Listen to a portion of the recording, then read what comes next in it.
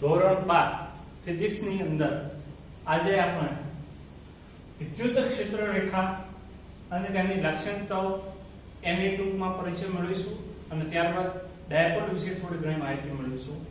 સૌપ્રથમ આપણે જોઈએ વિદ્યુત ક્ષેત્ર રેખા.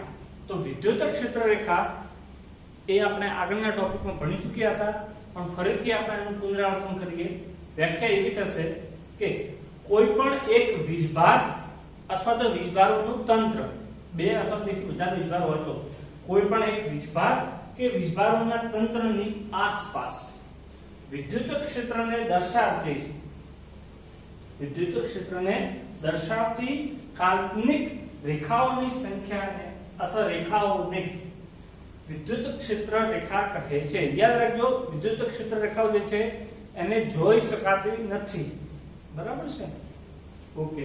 હવે જોઈએ એની લાક્ષણિકતા કેવી હોય છે. તો એના પહેલા થોડું પુનરાવર્તન કરી જોઈએ. ધન વીજભાર માટે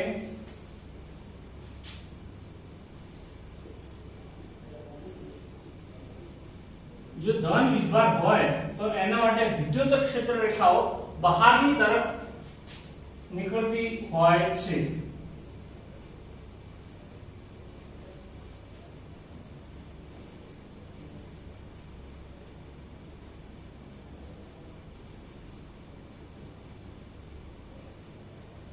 ઋણ વીજભાર હોય તો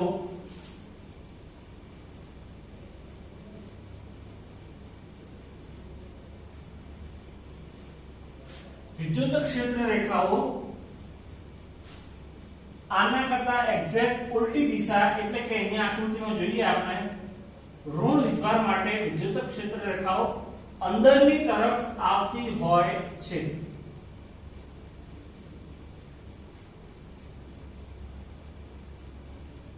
બરાબર છે?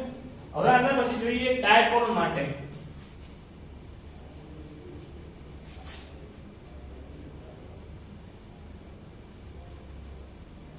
ડાયપોલ એટલે કે બે વીજભારો હોય. જો એક ધન અને એક ઋણ એમ બે વીજભારો હોય તો આ ધન વીજભાર અને એની પાસે ઋણ વીજભાર, તો બંને માટે વિદ્યુત ક્ષેત્ર રેખાઓ જે છે એ ધન વીજભારમાંથી બહાર નીકળી અને ઋણ વીજભારની અંદર જશે.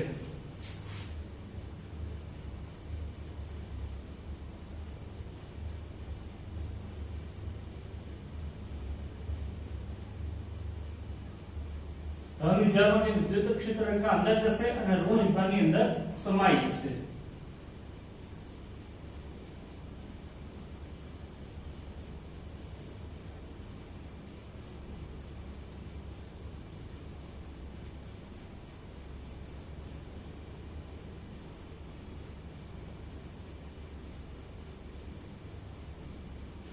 બરાબર?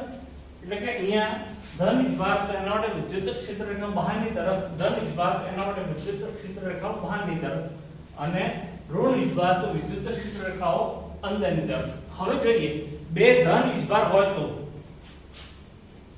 જો બે ધન વીજભાર હોય તો, જો બે ધન વીજભાર હોય તો શું થશે? આપણે જાણીએ છીએ કે બે સજાતીય અથવા સમાન પ્રકારના વિદ્યુત ભારો હોય તો એમની વચ્ચે અપાકર્ષણ બળ લાગતું હોય છે. તો એ જ રીતે અહીંયા જે છે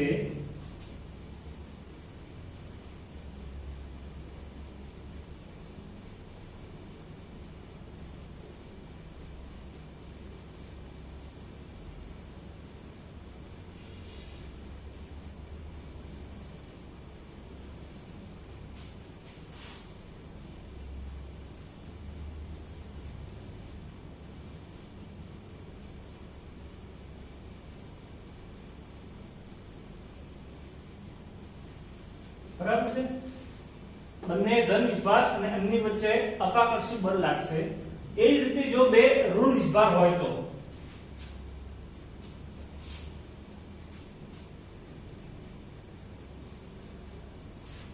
જો બે ઋણ વીજભાર હોય તો બી આપણને ખબર છે કે બે ઋણ વીજભાર હોય એટલે કે પરસ્પર વિરુદ્ધ વીજભારો છે અને એમની વચ્ચે અપાકર્ષણ બળ લાગશે.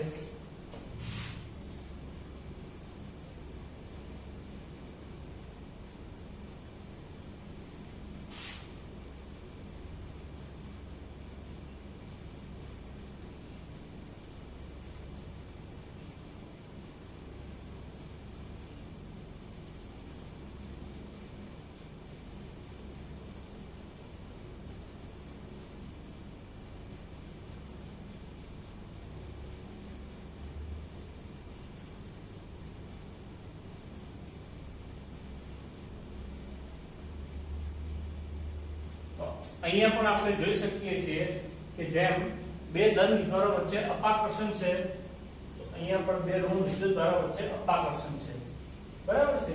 તો આપણે જોઈ લીધું બે ધન વિદ્યુતભાર હોય તો વિદ્યુત ક્ષેત્ર રેખાની આકૃતિ કેવી થાય, બે ઋણ વિદ્યુતભાર હોય ત્યારે વિદ્યુત ક્ષેત્ર રેખાની આકૃતિ કેવી થાય, એક ધન વિદ્યુતભાર હોય ત્યારે વિદ્યુત ક્ષેત્ર રેખાની આકૃતિ કઈ દિશામાં હોય, એક ઋણ વિદ્યુતભાર હોય ત્યારે વિદ્યુત ક્ષેત્ર રેખાની આકૃતિ કઈ દિશામાં હોય, ડાયપોલ હોય ત્યારે વિદ્યુત ક્ષેત્ર રેખાની આકૃતિ કઈ દિશામાં હોય, અને સમાન વિદ્યુત ક્ષેત્ર હોય ત્યારે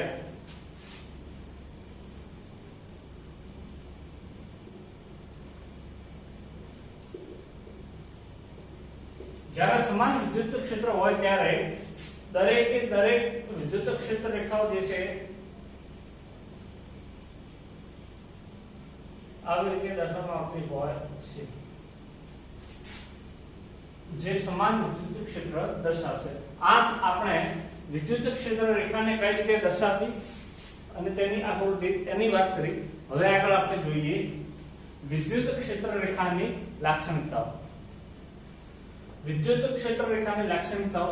પ્રથમ લાક્ષણિકતા થશે ધન વિદ્યુતભાર માટે વિદ્યુત ક્ષેત્ર રેખા એ બહારની તરફ, અંદરથી બહારની તરફ નીકળતી હોય છે, જ્યારે ઋણ વિદ્યુતભાર માટે વિદ્યુત ક્ષેત્ર રેખા બહારથી અંદરની તરફ આવતી હોય છે.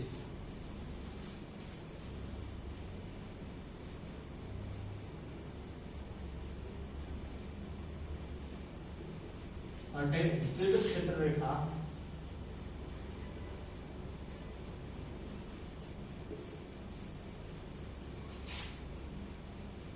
હંમેશા બહારની તરફ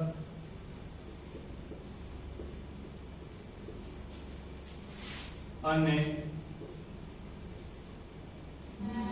ઋણ વિદ્યુતભાર માટે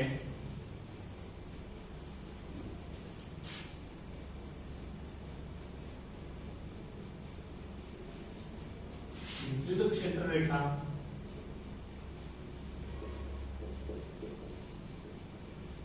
એ હંમેશા અંદરની તરફ હોય છે.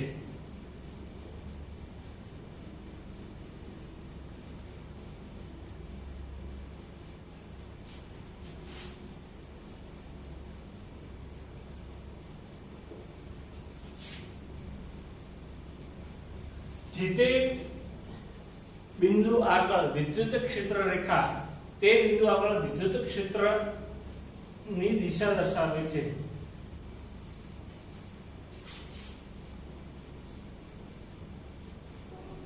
જે તે બિંદુએ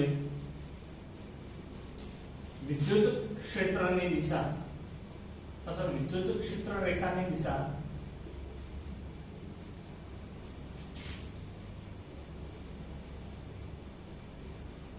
એ જે તે બિંદુએ વિદ્યુત ક્ષેત્રની દિશા એ તે બિંદુ આગળ વિદ્યુત ક્ષેત્ર દર્શાવે છે.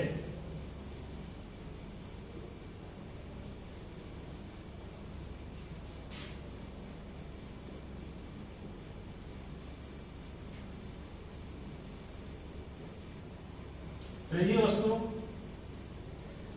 જો વીજભારો ન હોય તો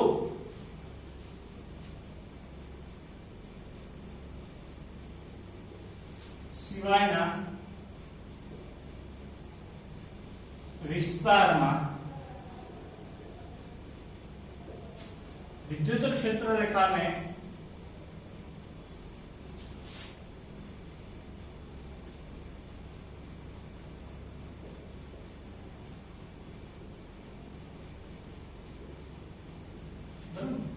વીજભારો સિવાયના વિસ્તારમાં વિદ્યુત ક્ષેત્ર રેખાઓને સતત વક્રો તરીકે લઈ શકાય.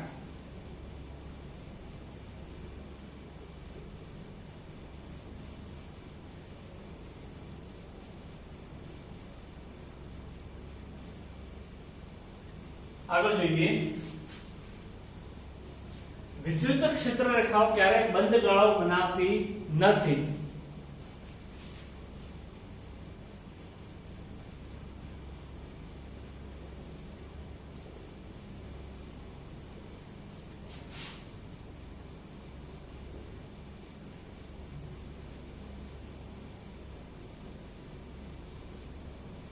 બનાવતી નથી.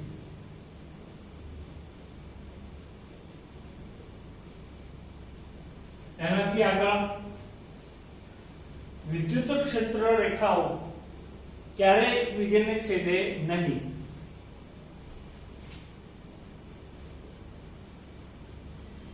બે વિદ્યુત ક્ષેત્ર રેખાઓ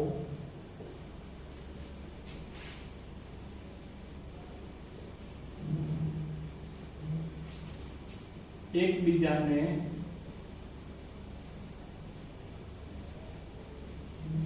ક્યારેય છેદે નહીં.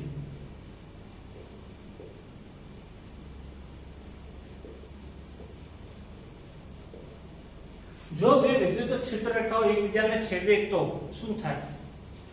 બરાબર છે. તો જાણવા માટે આપણે જોઈ લઈએ કે ધારો કે કોઈ એક બિંદુ છે, આ બિંદુ આગળ આ એક વિદ્યુત ક્ષેત્ર રેખા છે અને આ બીજી વિદ્યુત ક્ષેત્ર રેખા છે P બિંદુ આગળ. આમ P બિંદુ આગળ આકૃતિમાં જોયું આપણે એક મુજબ બે વિદ્યુત ક્ષેત્ર રેખાઓ એકબીજાને છેદે છે. તો આગળની લાક્ષણિકતા મુજબ કે જે તે બિંદુ આગળ વિદ્યુત ક્ષેત્ર રેખાની દિશા, હવે P બિંદુ જે છે P બિંદુ આગળ વિદ્યુત ક્ષેત્ર રેખાની દિશા બે મળે છે આપણને. કારણ કે આપણી પાસે અહીંયા બે વિદ્યુત ક્ષેત્ર રેખાઓ છે. તો આ પૂર્વધારણા અનુસાર બિંદુ આગળ વિદ્યુત ક્ષેત્રની દિશા દર્શાવે છે. એટલે કે વિદ્યુત ક્ષેત્ર રેખા જેટલી સંખ્યા હોય એટલા જ આપણને વિદ્યુત ક્ષેત્રો મળે. તો અહીં આપણને P બિંદુ પાસે બે વિદ્યુત ક્ષેત્ર રેખાઓ મળે છે. એનો મતલબ છેદે છે. એનો મતલબ એ થશે કે P બિંદુ આગળ આપણને એક સાથે બે વિદ્યુત ક્ષેત્રની દિશાઓ મળશે. અને આવું ક્યારેય શક્ય હોતું નથી. એક ઉદાહરણ તરીકે હું અત્યારે આ દિશામાં આગળ વધું છું, તો હું અત્યારે એક જ દિશામાં આગળ વધી શકું છું. બરાબર? એવું ક્યારે શક્ય નથી કે હું આગળ પણ વધી શકું અને પાછળ પણ વધી શકું. બરાબર? તો આમ બે વિદ્યુત ક્ષેત્ર રેખાઓ એકબીજાને ક્યારેય છેદે નહીં. અને જો આવું થાય તો જો બે વિદ્યુત ક્ષેત્ર રેખાઓ એકબીજાને કોઈ બિંદુએ છેદે તો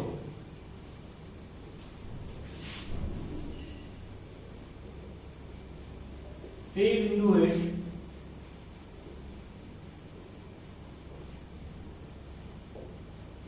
વિદ્યુત ક્ષેત્રની કેટલી દિશા મળશે? બે દિશા મળશે.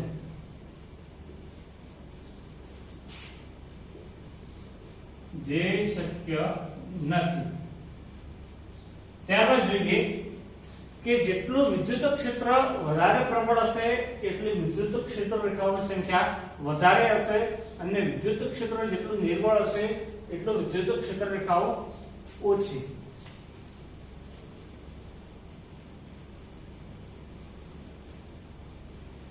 વિદ્યુત ક્ષેત્ર રેખાઓ વિદ્યુત ક્ષેત્રની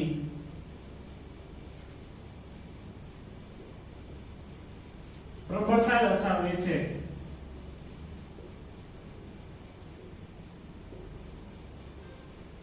એટલે કે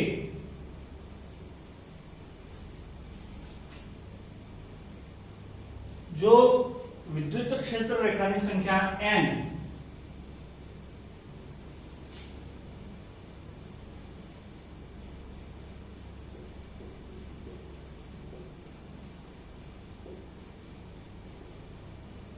વિદ્યુત ક્ષેત્ર રેખાની સંખ્યા n વધુ,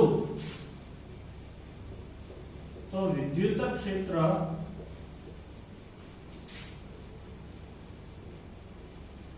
પ્રબળ, અને જો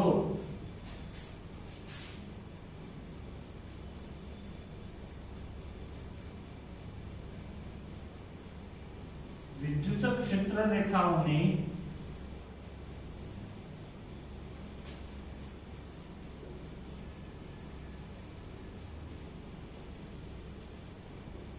n ઓછી તો વિદ્યુત ક્ષેત્ર નિર્બળ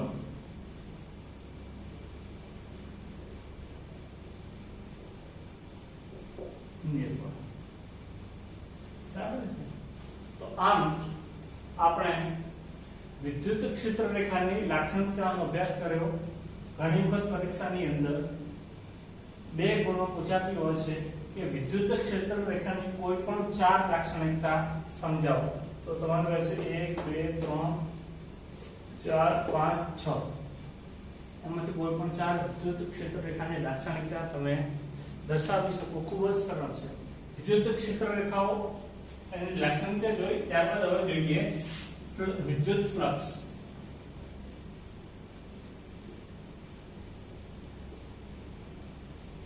વિદ્યુત ફ્લક્સ બરાબર। તો વિદ્યુત ફ્લક્સ ને ફાઈ ઈ વડે દર્શાવવામાં આવે છે, એટલે કે આ થશે એનો સંકેત ફાઈ ઈ, બરાબર છે।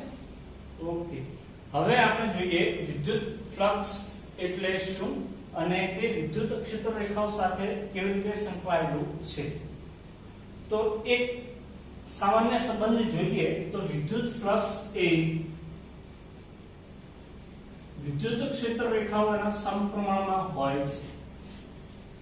યાદ રાખજો કે વિદ્યુત ફ્લક્સ ફાઈ ઈ એ વિદ્યુત ક્ષેત્ર રેખાઓની સંખ્યાના સમપ્રમાણમાં હોય છે, બરાબર।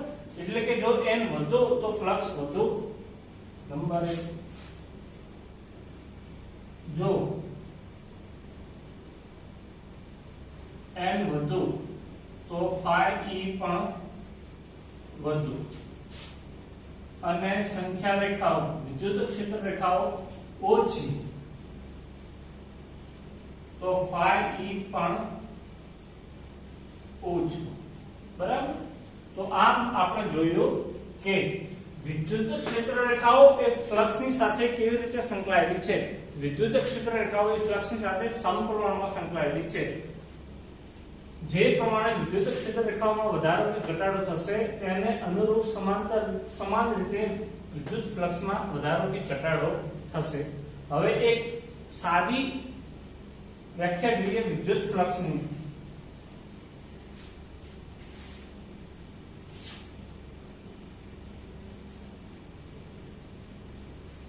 આપેલા ડેલ્ટા S જેટલું ક્ષેત્રફળ ધરાવતા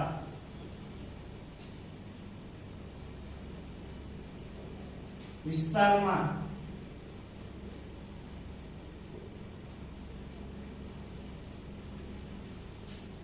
આપેલા ડેલ્ટા S જેટલું ક્ષેત્રફળ ધરાવતા વિસ્તારમાંથી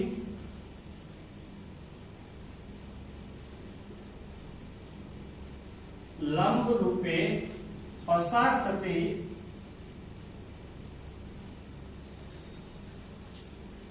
વિદ્યુત ક્ષેત્ર રેખાની સંખ્યા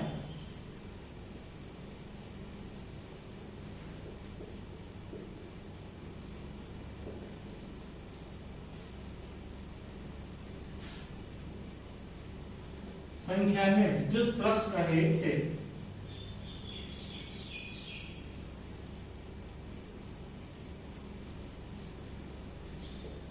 બરાબર।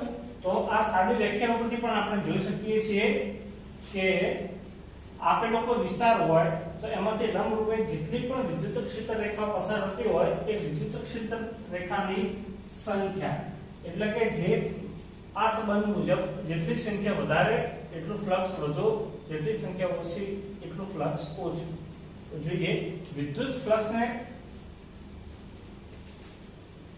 દર્શાવવા માટે વપરાતું સૂત્ર ફાઈ ઈ બરાબર સદિશ E ડોટ સદિશ ડેલ્ટા S, બરાબર છે। જ્યાં સદિશ E એ વિદ્યુત ક્ષેત્ર છે, સદિશ રાશિ છે, ડેલ્ટા S એ સદિશ રાશિ છે, ક્ષેત્રફળ સદિશ છે। આ બંને સદિશ રાશિ એનો ગુણાકાર જે છે એ મળશે આપણને અદિશ, એટલે કે ફ્લક્સ એ અદિશ રાશિ છે।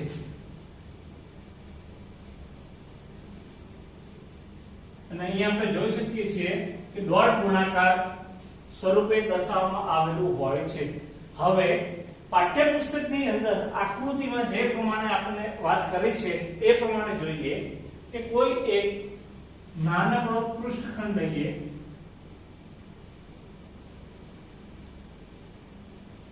બરાબર છે। આપણી પાસે એક નાનકડો પૃષ્ઠખંડ છે અને બહાર વિદ્યુત ક્ષેત્ર આપણને આપેલું છે। હવે આ પૃષ્ઠખંડ જે છે એ પૃષ્ઠખંડમાંથી પસાર થતી આ વિદ્યુત ક્ષેત્ર જેને આપણે E વડે દર્શાવ્યું છે।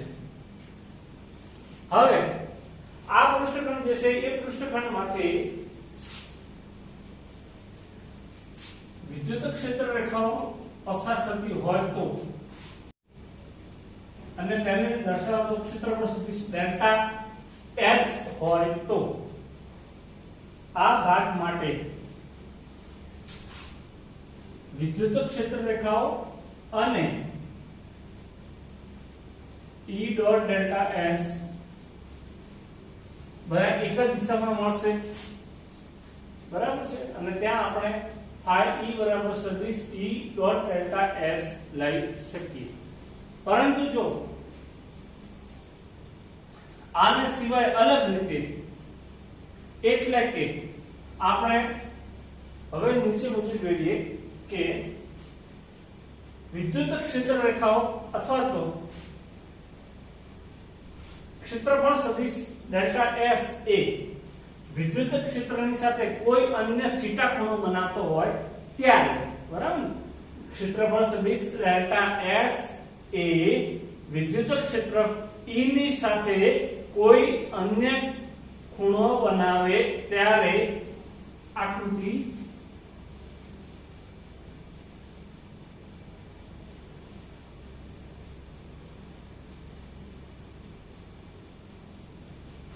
બરાબર છે। તો ત્યારે જે આકૃતિ મળશે એ આપણને આવી રીતે મળશે।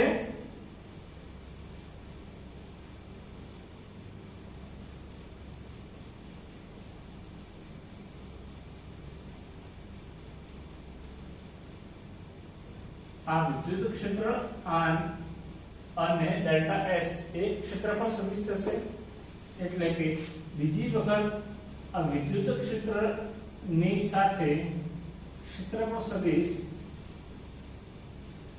આવી રીતે મળશે આપણને અને એમની વચ્ચે થીટા એટલો ખૂણો મળશે।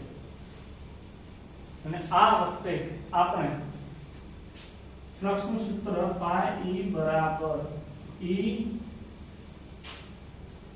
ડેલ્ટા S cos થીટા લખી શકીએ ઇન્ટુ n।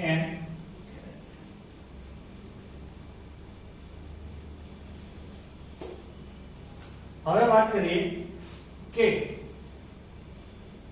આ તો એક નાનકડો પૃષ્ઠ લીધો, પણ આને સિવાય કોઈ મોટી સપાટી હોય ત્યારે શું કરવું સમજીએ કે મારી પાસે આ એક મોટી સપાટી છે અને આખી સપાટીમાંથી પસાર થતું ફ્લક્સ મારે શોધવું છે, બરાબર છે।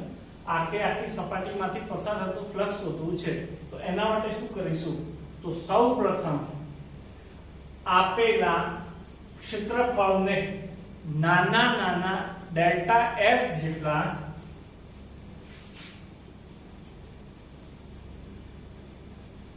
આખા ક્ષેત્રફળને ડેલ્ટા S જેટલા નાના ક્ષેત્રફળ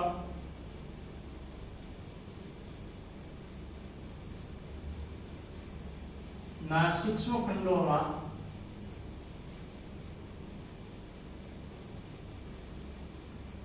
બનેલો વિચારો, બરાબર છે। એટલે કે આખો ભાગ જે છે એને આપણે નાના ટુકડાઓમાં વિભાજિત કરી નાખીએ તો જોઈએ તો એક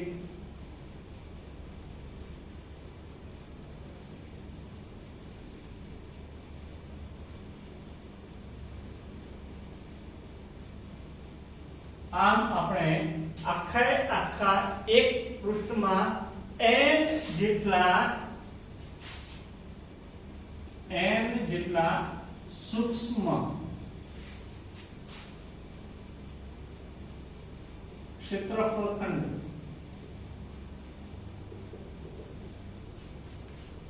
માં ફેરવી નાખ્યો. પછી શું કરીશું? પછી દરેકે દરેક સૂક્ષ્મ નાનકડો જે ક્ષેત્રફળ ખંડ જે છે એ દરેકે દરેક ક્ષેત્રફળ ખંડ માટેનું સંકલન લઈશું અને એ બધાનું છૂટે આપણે શું કરીશું? સરવાળો. તો phi e બરાબર e into dot સદિશ ડેલ્ટા s અથવા તો સદિશ e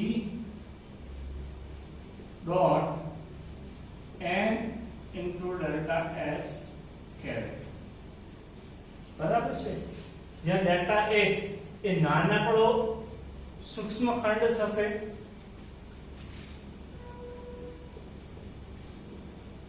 નાનકડો સૂક્ષ્મ ક્ષેત્રફળ ખંડ n caret ક્ષેત્રફળ સદિશની દિશામાંનો એકમ સદિશ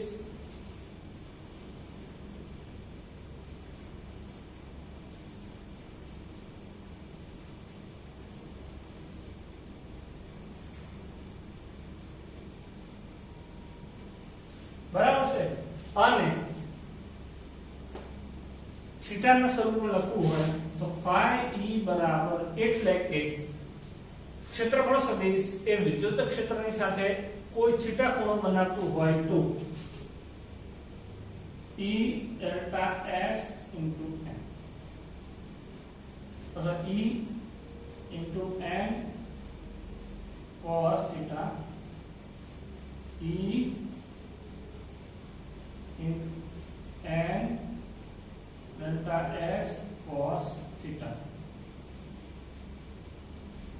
આમ આપણે એક મોટું ક્ષેત્રફળ હોય તો એની સાથે સંકળાયેલું કુલ ફ્લક્સ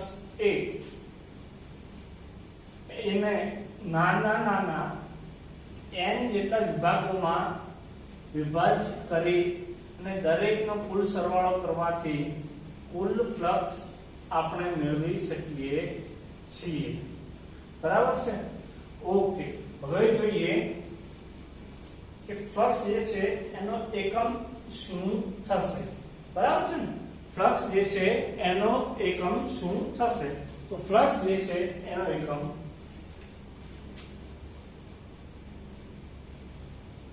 વોલ્ટ ઇન્ટુ મીટર. બરાબર? અથવા બીજો એકમ થશે ન્યૂટન મીટર સ્ક્વેર પ્રતિ કુલમ. બરાબર છે ને?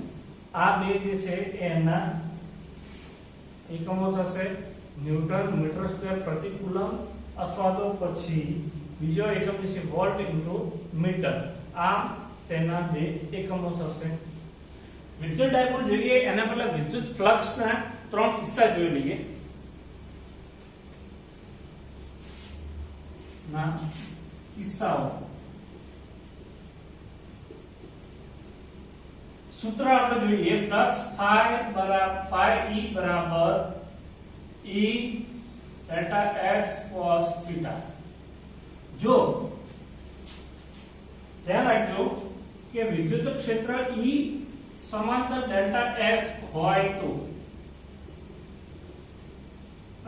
એટલે કે વિદ્યુત ક્ષેત્ર અને ક્ષેત્રફળ સદિશ બંને એક જ દિશામાં હોય તો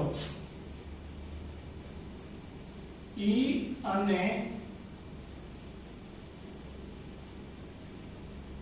વિદ્યુત ક્ષેત્ર અને ક્ષેત્રફળ સદિશ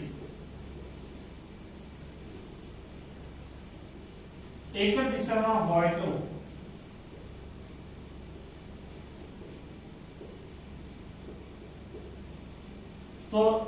થીટા બરાબર 0 થશે અને આ સૂત્ર જે છે phi e બરાબર e delta s cos 0 અને આ કિંમત જે છે e delta s, એટલે કે ફ્લક્સ જે છે એ આપણને મહત્તમ મળશે. તો આના પરથી આપણે કહી શકીએ કે મહત્તમ ફ્લક્સ માટેની શરત વિદ્યુત ક્ષેત્ર અને ક્ષેત્રફળ સદિશ બંને એકબીજાને સમાંતર હોય, બરાબર છે ને? મહત્તમ ફ્લક્સ ક્યારે મળશે કે જ્યારે વિદ્યુત ક્ષેત્ર E અને ક્ષેત્રફળ સદિશ બંને એક જ દિશામાં હોય. નંબર 2, જો E લંબ ડેલ્ટા S હોય તો, બરાબર? તો આ કિસ્સામાં વિદ્યુત ક્ષેત્ર અને ક્ષેત્રફળ સદિશ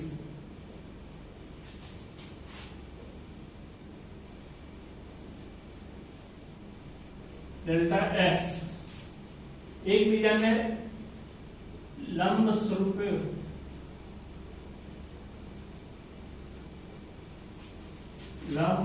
હોય ત્યારે તો phi E બરાબર સદિશ E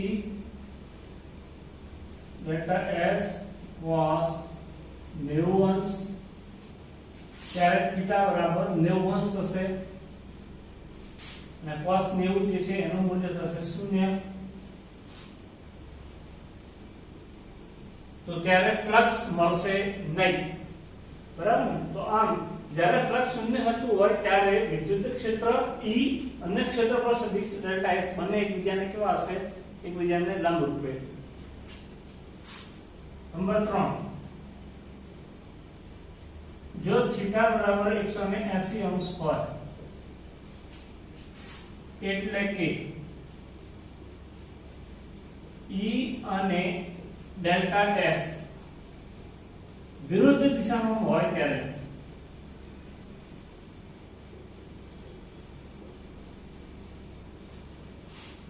phi E બરાબર E delta S cos 180. cos 180 એનું મૂલ્ય આપણને ખબર છે -1. તો આ થશે -E ડેલ્ટા S, એટલે કે આપણને લઘુત્તમ ફ્લક્સ મળશે. તો આમ આપણે જોયું કે વિદ્યુત ક્ષેત્ર E તથા ક્ષેત્રફળ સદિશ ડેલ્ટા S એની વચ્ચે જુદા જુદા ખૂણે જુદું જુદું ફ્લક્સ મળતું હોય છે. આવતા વિડિયોમાં આપણે વિદ્યુત ડાયપોલ અને તેની વાત કરીશું. નમસ્તે.